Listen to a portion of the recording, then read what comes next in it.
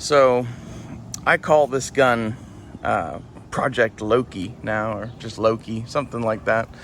This is my answer to the What Would Stoner Do project. I'm going to title the video of this to say something about that, but I guess this is my response.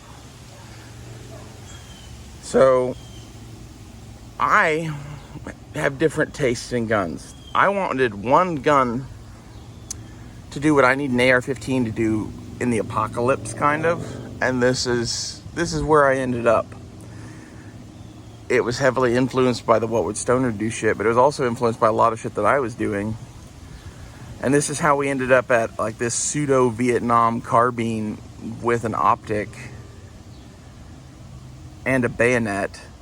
I don't know, 20 round mag to go in it, because this is kind of meant to be like a DMR kind of thing. Like, I kind of figure in reality, this is an apocalypse rifle. So the magnified scope and the thought of it being more of a DMR thing for most situations is to conserve ammunition. Okay. The 20 round mag is more for looks in this video. I have a 30 round mag that is usually in it. That's a Lancer mag. I like it because it's translucent. It looks cool. And I'm never going to paint a mag to match this rifle, because why would you? This isn't really camo. This is like a paint job, like a race car or some shit. Okay, it happens to be in greens and yellows that break up the pattern of this, and it is meant to give nods heavily to the Rhodesian FALs and the Australian submachine guns. The field expedient vert grip is a thing that was done in Vietnam on XM177s that I liked. I did this one on an A2 grip because this thing is kind of A2-ish in some ways. Like, I took the A2 handguards and I took the A2 barrel profile, and I wanted a nod to the A2, so this was my nod to the A2.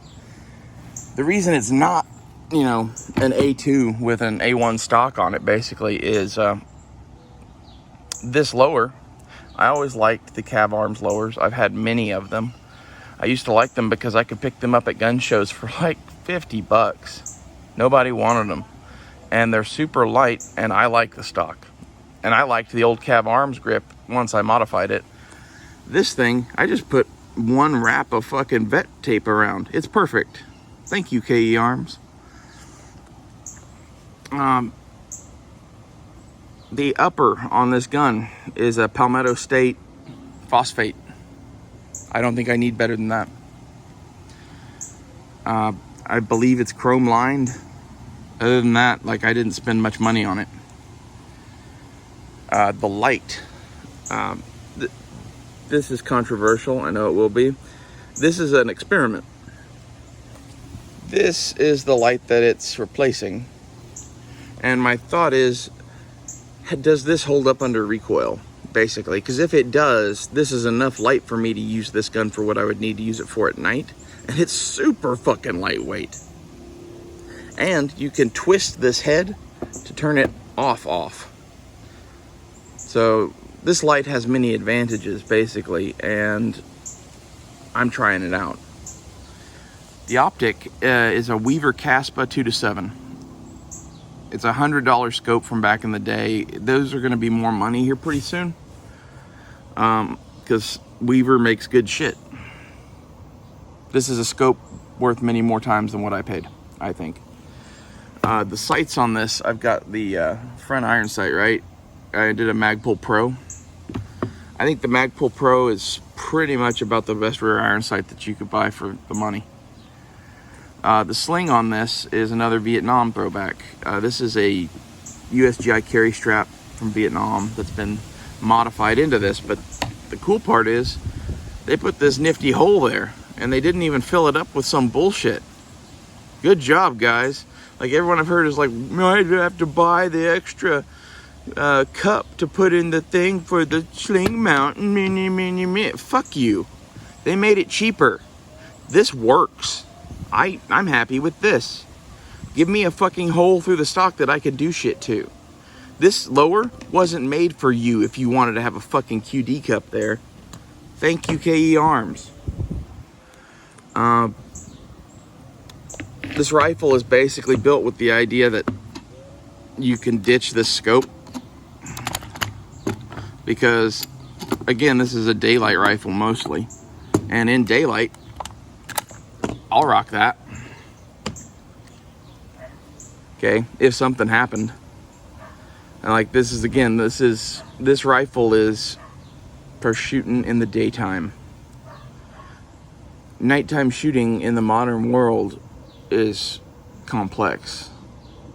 Okay, so this is a fun, into the world daylight carbine that could flex into night if it had to. This is more for, we need a light for structures, we need whatever. This is all the things I can't think of that just need a light on it. Also, if you did have to fight at night with this rifle, the Magpul sight, you can go to a big aperture, and a big aperture with an AR front post and a flashlight on it, it's pretty good for shooting at night. It's not as good as a red dot, but it's pretty good. And that's the point of this rifle, is this is not the best. This is pretty good at a lot of shit. So one of the big complaints I'm going to hear is that I have a fixed sight and a scope. I have the fixed sight because the iron sights are more important on this rifle than the scope is. This could have a red dot on it. This could have 100 other things on it. It has that CASP on it for now because this thing's primary sighting system is the fucking iron sights. And that's, again, Apocalypse rifle. It's a little bit of a different thing than the What Would Stoner Do gun. And like, this is like, I'm not critiquing the What Would Stoner Do gun. They built a competition rifle. And they critiqued the bayonet. I already said I'm worried about running out of fucking ammo. The bayonet seems obvious. I don't want to be completely unarmed. The M7 bayonet is a pretty decent fighting knife. And you can stick it on the front of a rifle. Anyone who says that you don't need that in a combat situation is fucking retarded. Okay, and here's the thing is that this is not for bayoneting people necessarily, although you can do that. We're entering an area filled with structures where people could pop up on us and get within our range real fucking fast. So I'm not putting a bayonet on. We, as a group of riflemen, are putting bayonets on to discourage people from doing that. That's what this is for. And I'm a little tired of hearing from people that would never use a bayonet about how you don't need a bayonet on your fucking rifle. And I guess that's the response of this video, is like, Loki is built with bayonet fighting in mind and shooting. You can have both on the same rifle. And I think Loki's fitting because Loki uses knives and Loki's weird. And this gun is weird. It has a plastic fucking buttstock and lower, a fixed iron sight, and a scope. And homemade shit on it. The rail section there, I machined the bottom of to give it a little bit of a cant, and then put it on with a fucking drill press. This thing is just bolted on through the holes in the bottom of the lower. Oh, the other weird thing that I think InRange would appreciate, probably, is this rod. That's for stuck cases. And your bayonet comes in handy to cut that tape.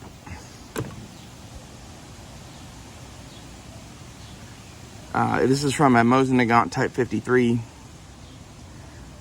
It's a great thing to have on a rifle. I picked this up because a guy that I hung out with in college was an Army Ranger that was into Vietnam reenacting. And his gun always had this on the side of it. And I thought it was kind of silly for the first couple of years until I started getting really into shooting. And it comes in handy, actually. Like, you would be surprised how many times I've had to replace that tape because some idiot at the range didn't have a rod or whatever, and like, this was the only thing there. That's why it's taped to the gun. It's important. It's important enough to have it taped to the gun like that. This funky green tape, this is gaffer's tape. This was what he used, and it's what they used in Vietnam. Now, for other lightings for the apocalypse, I did come up with another light for Loki, just in case that's not enough light. This thing runs off C cells. It's been upgraded to LED. The batteries that I replaced in it were from 2011, according to their expiration date, which means that they were probably 5 years before that. And they were still working.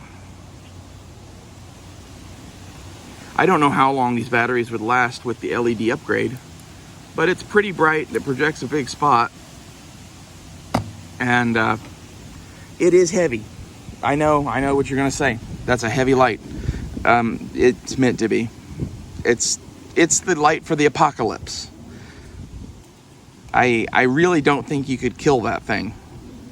And maybe recoil. I don't know. We'll see. But I think my light's gonna hold up to the recoil. I'm convinced of it anyway.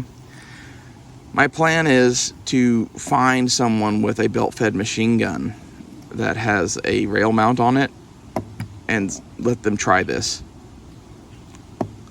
Because that's kind of what I intended it for.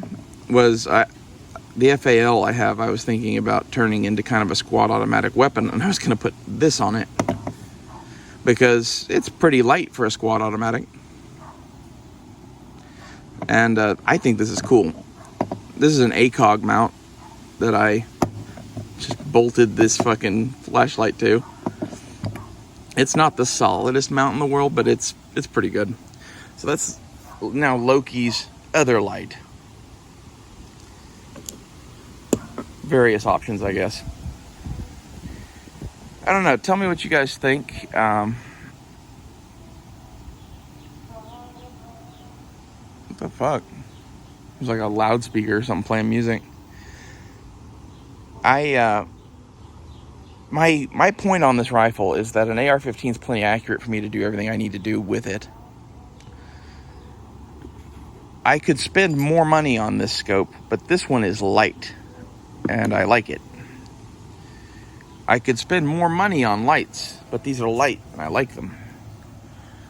If I'm not going to have a light, I'm at least going to have one that never runs out. So I think, like, this might be in my bag for the apocalypse no matter what, because, like, I don't know how long this set of C cells is going to last. The thing is with batteries, a lot of people don't get is the diameter of the battery is the size of the cathode and the anode. So little AA's and CR123s don't last near as long as C's and D's. The reason I like the AA's is because they're cheap and plentiful. These CR123s I have a bunch of, but whenever they're gone, they're probably gone. And for the apocalypse, again, I don't see this as a long-term answer. And this is why we have weird shit.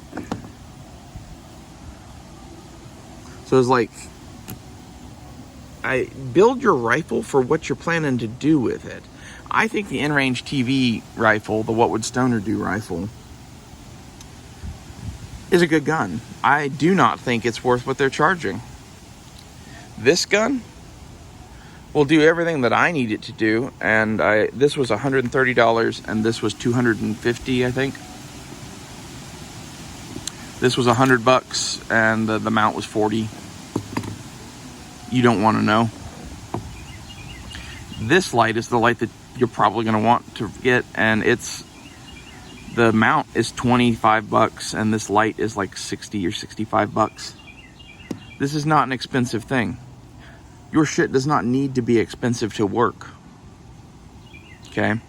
As far as a lot of the upgrades they did on the What Would Stoner Do gun, I like many of those. The silent capture spring is something I played with before. I should do a video on a buddy of mine has one of the rifles that I built on the journey to this one.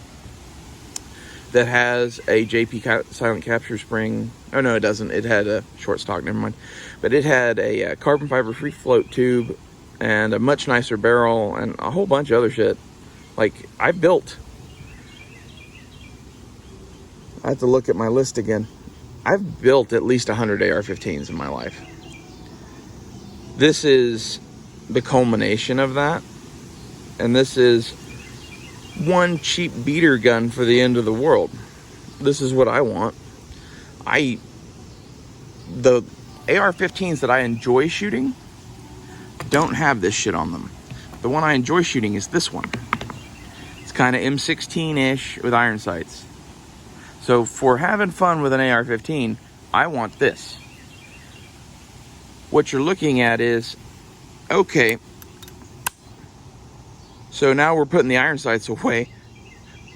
What are we going to put on here for real business? This is an answer for the apocalypse because of range and cost. The thing that I had on this in the last video was a hollow sun.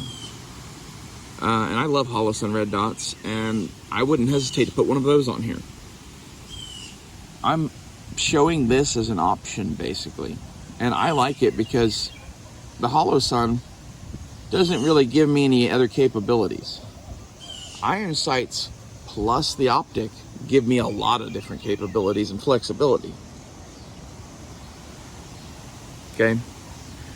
As far as seeing that iron sight through the scope, on 2 power, you don't even see it at all. On 7 power, it could get kind of annoying if you were trying to speed shoot, but why would you ever be trying to speed shoot on 7 power would be my argument. I hope this was interesting to someone. I'll probably do a part 2 to this to answer any questions that you have. So if you have questions about this gun, put them in the comments below. I did a video on my COVID guns. That was this in the 1911, and I had the red dot on it at the time. I hadn't really fleshed out the flashlight thing. And this is a project that I am working on. This isn't even really my defensive gun. People would be surprised to know what my defensive gun actually is, probably, but this is a daylight rifle for the end of the world right now. If you put a red dot on this and put the other light back on this, this could easily be a home defense carbine. But those are kind of different things. And it's not like one can't do the other, but like, if you're only going to own one, I would get this one because it's flexible. And most people wouldn't get this gun in a million years. And I think that's kind of funny. That's why she's Loki.